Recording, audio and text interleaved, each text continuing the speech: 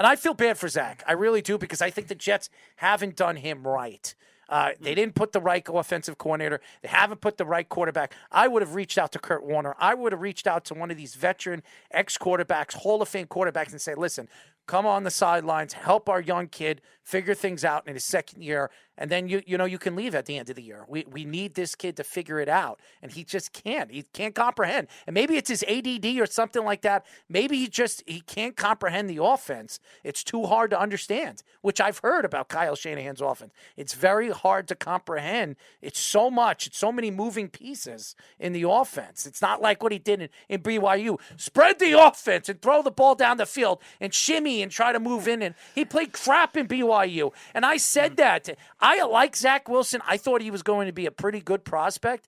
What scared me is he didn't play in a top end division. He didn't play in the SEC like Justin Fields or Trevor Lawrence playing for Clemson and winning a national championship and winning a Heisman.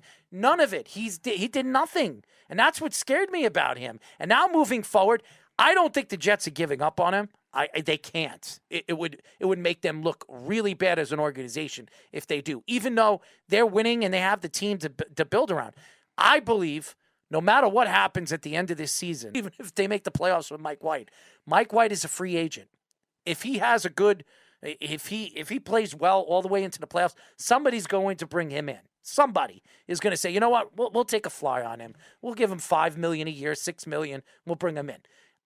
The guys that I'm looking at in the offseason is bringing a veteran guy, Derek Carr, Jimmy Garoppolo, one of these guys that can help this kid, sit him on the bench for the next 2 or 3 years. He's young enough. Let him sit on the bench and let him learn from a real quarterback, a quarterback that understands an offense, okay? He doesn't. And you could see, deer in the headlights, you see he looks at one guy, then he looks at the other, and he throws to the one guy. Everybody is reading his first read. And that's why he hasn't looked good. It's first read, second and third, I don't know where to throw. I'm throwing it away. And by the way, he can't even throw it away because he's so flabbergasted. Going back to your earlier part, the Patriots defense really can't be that good if they allowed 33 points to the Bears. This team is good enough. This team is good enough right now to be a top 3, top 4 team in the AFC. It's no question in my mind. If Zach Wilson could actually figure things out and just use your legs, why are you afraid of running down the field? Tua isn't. He's getting killed, and he's running down the field. What are you afraid of? You're going to hurt your knee? You're going to run home to mommy? What the hell is wrong with this kid? Use your legs. Use your ability. You're fast enough. You can run past defensive lines. You've proven it. You're the best scrambler in the league, but that's where you scramble. You scramble backwards, not forwards, you idiot. And this is what's bothering me about the kid. Why aren't these coaches telling him this? What is it? Rocket science? Throw down the field. Look down the field. You got players that can move and do things. You have running backs that can run and do things. What are you doing? And then you have to hold the ball 7 seconds to make a play? Now, you can't do that in the NFL. Tom Brady throws the ball in 2.5 seconds. Tua throws the ball, and this is a guy that loves to run the ball. He throws the ball in 3 seconds. And you're holding the ball for 6.5, and you still can't throw the ball. Tua loves to run. They just have to make sure that he's actually being properly diagnosed with a concussion. Everybody laughs at me because when I break it down, it makes me sick to my stomach. And it's so funny when he holds the ball, I'm counting 1 Mississippi, 2 Mississippi, 3 Mississippi, and I'm sitting there. I'm like, what are you doing? I mean, seriously, I could throw the ball. I was never a quarterback. I was a corner/wide receiver. I'm even smart enough to say, hey, you know what? There's a check down right over there. My tight end, my running back is standing there alone. Just chip it off. Oh, I'm sorry. You can't even throw a short pass because you're too jittery or whatever. Take your Adderall or something, man. Figure it out. Sniff some cocaine. Ask Lawrence Taylor. Ask Lawrence Taylor for an 8-ball. I mean, seriously. It's ridiculous. At least Lawrence did it right. At least he knew what he was doing when he went out there. Jesus Christ, man. Watching this team, it gives me agita. This team is good enough to beat anybody. Anybody right now in the NFL. And I'm not talking like a Jet fan. Defensively, who is better defensively than they are? There might be 2 teams that you can really say they're right there with the Jets. 49ers and Cowboys. That's it. Yeah. That's it. The 49ers and the Cowboys. You have an elite defense. You have two corners that could stop anybody in open field. Ask Waddle and ask Hill who was the ones that stopped in this year. Yes, it was Thompson throwing the ball. He's still a competent guy that could throw the ball. He's not Tua, but he's a competent. Ask him what they did in that game, okay? They couldn't catch the ball because these guys could actually. Jefferson didn't have such a great game against Sauce Gardner and DJ Reed. He didn't look good in that game. He looked horrible. He couldn't get. What did Cousins had 173 yards? Cousins was awful. He was awful. God. Why do you think he was awful? He couldn't throw the ball down the field because nobody could get open.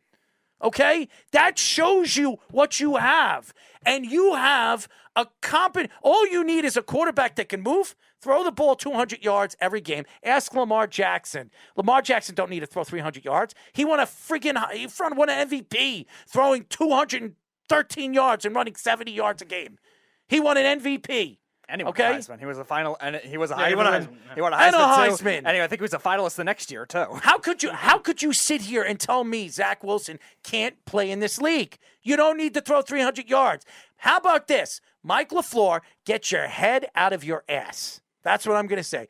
Get your head out of your ass. How about take your head out of your brother's ass because you're always on, Zoom calls with him after the game. Nobody cares. Matt LaFleur, his team, you're finding out what Matt LaFleur is as a head coach, okay? Aaron Rodgers don't have weapons to throw at. You're depending too much on Aaron. You're a terrible coach, and you're not going to win, okay? That's just what it is. Robert Saleh is actually a really good coach. He is. Dable is actually a really good coach. These guys are doing it with, non-quarterbacks. I mean, Dable, I think Daniel Jones is a competent quarterback.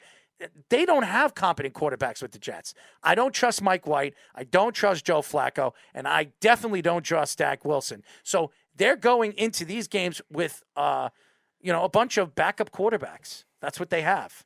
And you're not going to win. But again, I have said this before.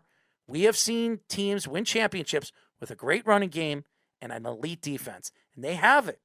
They just got to figure it out and how it works for them. Anyways, my friend, we really appreciate you. I know you're busy.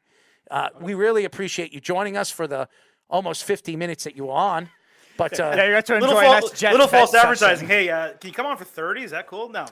There you got an extra 10-minute jet venting session. Okay. I did. I got to experience it live. So no, I'm sorry that I was venting, but you can see my feelings about this team. And do I think the Dolphins are better? Yeah, I do. I think the Dolphins are better overall. What you just said about the Jets, not exactly, but I have said in rants to friends and anyone who will listen for 20, 30 minutes watching Dolphins games for the better part of the last 10, 15 years. So trust me, if anyone understands, Jets fans and Dolphins fans, we hate each other, obviously, just, great, good-natured rivalry. Mm-hmm. But if anyone understands each other, largely, it's us. So yeah. You guys are the collective group of the Adam Gase therapy sessions. Just so you know, everybody used to call your quarterback Hawaiian Tebow, okay? And he's not Hawaiian Tebow. He is not. He's a lot better than people think him to be. And if they could find a way to protect that guy, and he doesn't get hit, and they don't lie about him not having a concussion, it was a backache. I mean, ownership. By the way, I could get it. I mean, that's a whole nother conversation. Yes. But that's something that could be gotten into. I don't know that it played out the way a lot of people want to assume that it played out. And I can tell you, what happened the following week with Teddy Bridgewater, where he was disqualified from the game for getting hit and standing up, and they said he was wobbly. There was some punishment from the NFL on that can be discussed at another time. So I don't necessarily believe everything about Tua that some want to put on that situation, but you're right. The Dolphins, as long as they protect Tua, there's a clear difference the way he plays when he has time and when he doesn't. And we saw he did not have time against San Francisco. I love your coach, by the way. I love Mr. Smurf, man. It's so funny when they have like a ladder that he has to climb when he gets up to the podium. It is so funny. It really is. I love listening to him. And then when he stands next to his players, they like tower over him. It's so funny that they all have to go to their knees when he's talking to them. It's so funny. Yeah, they have the boxes like some reporters use when they're interviewing like a taller player. What are those guys too. that when you're with the symphony and they're playing the waltz? Conductor. That's what he is. He's a conductor. They're so small. Maestro. They stand on a box. Maestro McDaniel. There you go. Mr. Conductor. But thank you so much, Adam. We really appreciate you. We'll get you on very, very soon, my friend. No, appreciate you guys having me. Thanks so much.